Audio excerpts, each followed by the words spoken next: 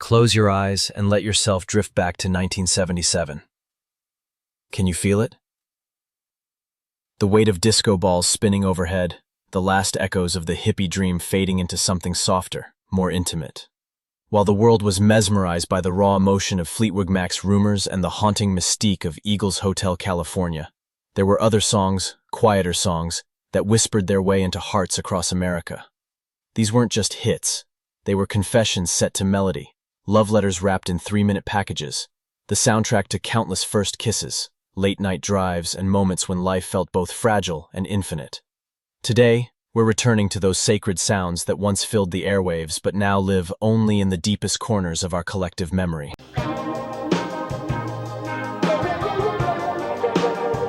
Baby Come Back, Player. The first thing you notice about Baby Come Back isn't just the polish, it's the sheer, unadulterated panic hiding beneath those flawless layers. Those tight harmonies, that smooth R&B groove, and that desperate plea for love. It's soft rock at its absolute peak, a velvet-smooth cry for second chances that ruled the Billboard Hot 100 for 3 weeks in 1977. But here's the kicker. The song that quietly defined yacht rock was almost left behind. Co-writer Peter Beckett thought it was too simple, too pop, and wanted to scrap it. His bandmate J.C. Crowley fought for it, and on a shoestring budget they cut the track.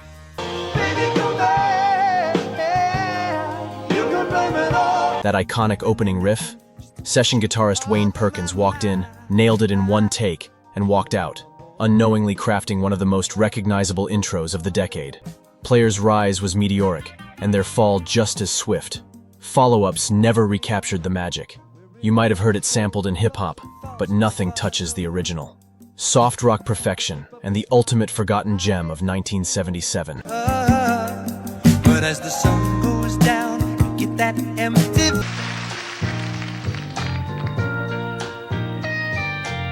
Right Time of the Night. Jennifer warns. Sun goes down on a silky day. Jennifer Warren's Right Time of the Night was where loneliness found its voice, and romance found its quiet spark under the stars. We could think of something to do. Her sultry delivery, laced with a subtle country pop twang, didn't just sing the ballad, it lived it, like a whispered prayer at 2 a.m. While everyone else was writing about fiery passion or tragic loss, Warnes gave us the anthem for the in-between. Anticipation. It's not about the kiss, but the moment just before, when two lonely souls realize the night doesn't have to be empty. Ironically, Warnes was a respected backup singer, a musician's musician, but her solo career was stalling and her label barely promoted the song. Its journey to number 6 in 1977 was pure serendipity. A Pittsburgh DJ pulled the single from a discount bin, gave it airplay, and suddenly the quiet little ballad caught fire. A haunting mood, a fleeting masterpiece, and proof that sometimes the right song finds its audience against all odds. It's the right time of the night.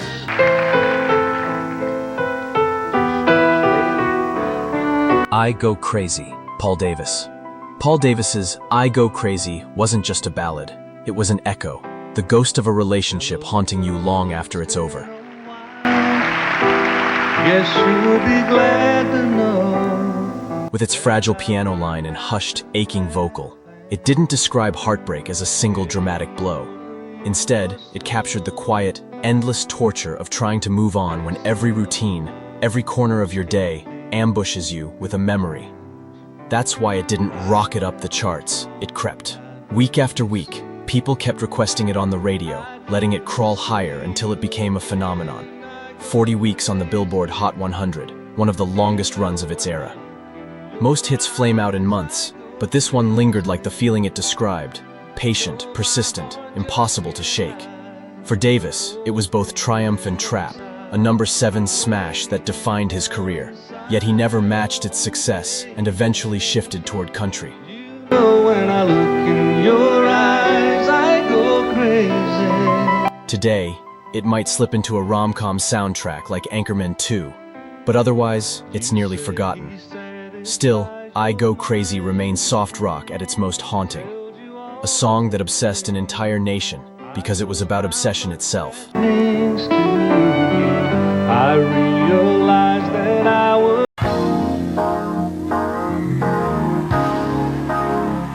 So Into You, Atlanta Rhythm Section. Atlanta Rhythm Section's So Into You was where Southern grit met satin smoothness, a number 7 hit in 1977 that turned guitar boogie into a soulful slow burn groove.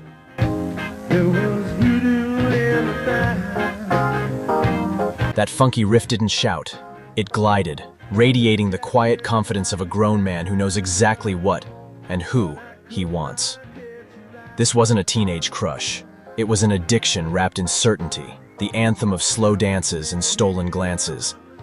But behind the romance was calculation. RS, Southern heroes, but national unknowns, deliberately crafted this song to cross over. They polished their red clay roots into something silkier, blending Georgia soul with California cool. The gamble worked, briefly catapulting them into the pop spotlight. Yet it also exposed the tension they'd never fully resolve, between the swagger of a rock band and the softness of a love song. Overshadowed by giants like Skynyrd, RS never cemented their place in the pantheon, but So Into You remains timeless proof that even Southern rebels could fall hard.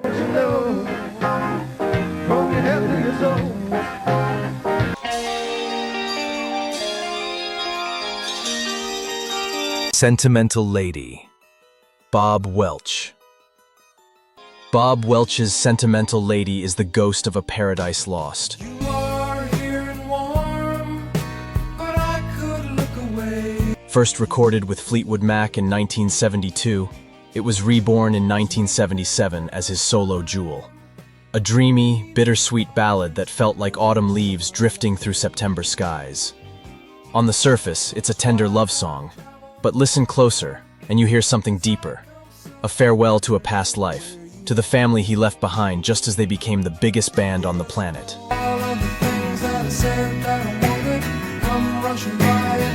The irony is cruel. His biggest solo hit, peaking at number 8, only soared because he called in his old bandmates for help.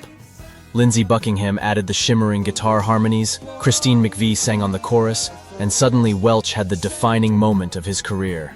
Yet even in triumph, he was overshadowed by rumors, the cultural juggernaut that his absence made possible. Sentimental Lady endures as one of 1977's most haunting, what could have been, stories.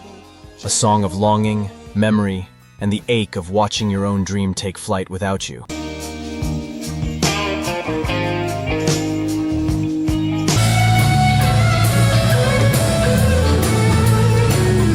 Smoke from a Distant Fire, Sanford-Townsend Band.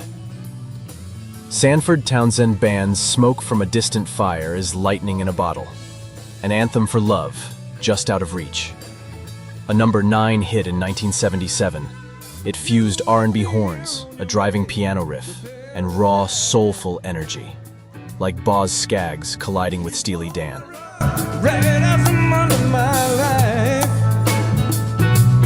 Lyrically, it's not about rejection, but about inaccessibility.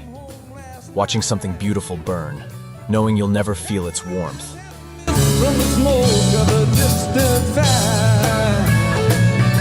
That desperation wasn't just in the words, it was in the making. Ed Sanford and John Townsend were respected songwriters, but they weren't stars. Atlantic Records gave them one shot to prove themselves. With the clock ticking and the pressure mounting, they recorded Smoke from a Distant Fire live in the studio, knowing this might be their only chance. The soaring sax solo, the pounding piano, the fevered vocal delivery, it's all first-take magic, the sound of two pros pouring everything they had into one moment. And it worked. The single exploded onto the charts, peaking at number 9, but the magic couldn't be replicated. Follow-up singles fizzled, and the duo never scored another hit.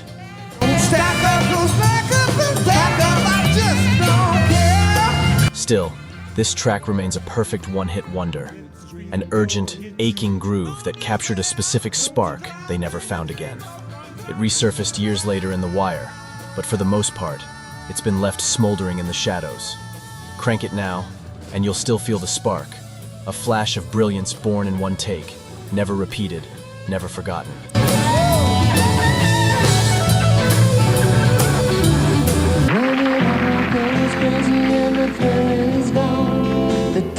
Just Remember I Love You, Firefall.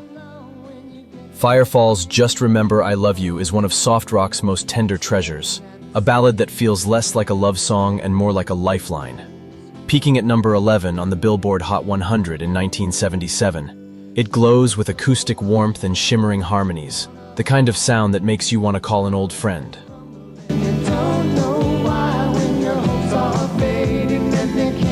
While bands like the Eagles dominated the airwaves, Firefall, also born out of Colorado's scene, never fully escaped their shadow. But this track remains unforgettable. In a genre filled with songs about needing love, Firefall flipped the script. This isn't about longing or seduction, it's about giving. It's a promise, an anchor, a quiet vow to carry someone through life's storms. The harmonies float like a Colorado breeze, not as escapism, but as fresh air offered to someone gasping for breath. That sincerity comes from its origin. Guitarist Rick Roberts was struggling with personal demons when his bandmate, bassist Mark Andes, sat him down and said, "No matter what happens, just remember I love you."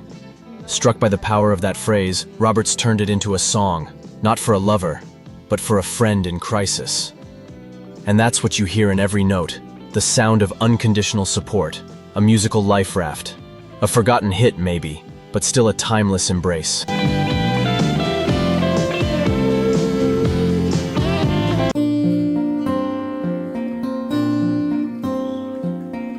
On and On, Stephen Bishop. Stephen Bishop's On and On is soft rock's ultimate daydream. An island fantasy wrapped in jazz-tinged haze. A number 11 hit in 1977, it felt like salt air and warm sand drifting through late-night radio. Bishop's mellow voice carrying bittersweet lyrics that seemed to float rather than march in pop's usual lines. She just keeps on trying. This wasn't a single built to dominate. It meandered, it wandered, it went on and on like a thought you can't quite pin down. On and on. Bishop himself was always a quirky outlier, a songwriter's songwriter who didn't fit neatly into pop molds.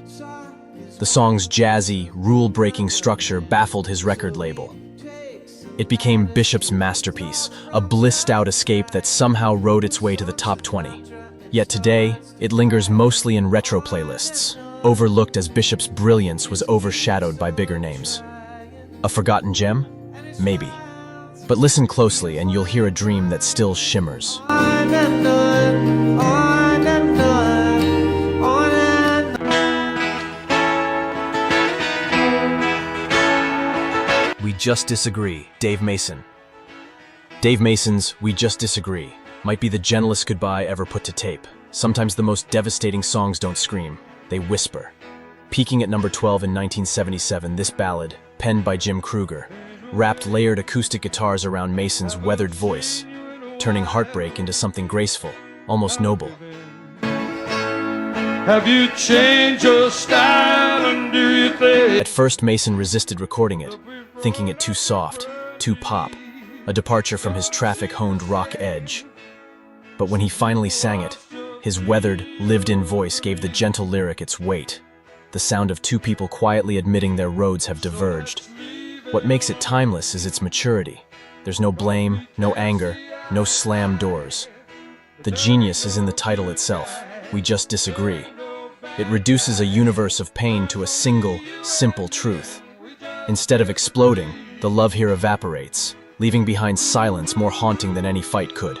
For Mason, a veteran of traffic and a respected solo artist, the song felt like the wisdom of experience, a masterclass in restraint. And yet, despite its brilliance, it slipped through the cracks, overshadowed by louder rock anthems of the era and Mason's own heavier legacy. How about you?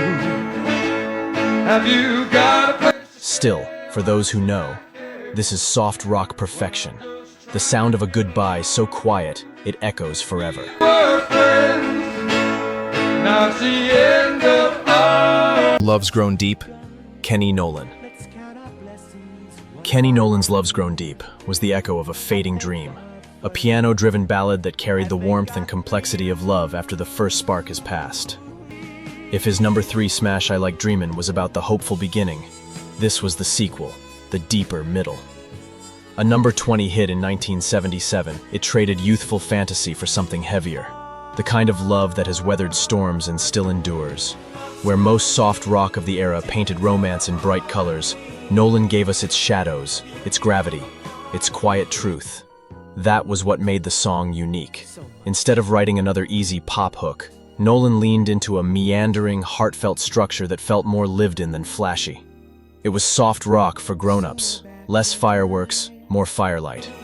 Love here isn't simple or easy, it's layered, flawed, and therefore real. Coming from Naolan, a man better known for giving hits to others, it was almost confessional, a reminder that even hitmakers have their own stories to tell. With Chaka Khan's funk anthems ruling the charts and disco fever in full swing, this song was defiantly personal, resisting the trend in favor of timeless intimacy. And that may be why it slipped away. Naolan was already a ghostwriter at heart, penning juggernauts like LaBelle's Lady Marmalade while struggling to keep his own name in lights. Love's Grown Deep was his final brush with the charts. A critical success, but a commercial swan song. He nearly vanished as a performer afterward, letting others carry his words into fame.